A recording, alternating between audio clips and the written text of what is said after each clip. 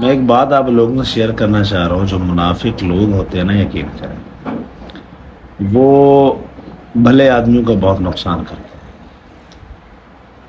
اب ایک ہماری بہن تھی، وہ ہمارے ساتھ مل جل کر کام کر رہی تھی، ہمارے اسکول کے ساتھ ہی. تو ایک منافق انسان ساتھ جڑا، اس نے ان کو غلط گائیڈ کیا. غلط گائیڈ کرنے کی وجہ سے وہ پیچھے ہٹ گئی. اس میں نقصان کس کا ہوا؟ ہمارا ہوا اور اس نیک خاتون کا ہوا. وہ نیک کام کر رہی تھی. تو فائدہ کون اٹھا کے گیا؟ وہ منافق انسان، اور جس کو حقیقت کا پتہ ہی نہیں.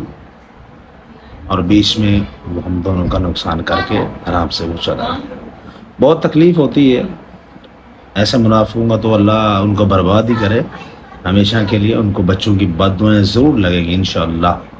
جن بچوں کا رزق جڑا تھا نا، اس نے ان کا رزق چھینا ہے، تو اللہ ان کو ضرور برباد کرے گا اس بندے کو. میری بھی دل سے یہی دعا ہے.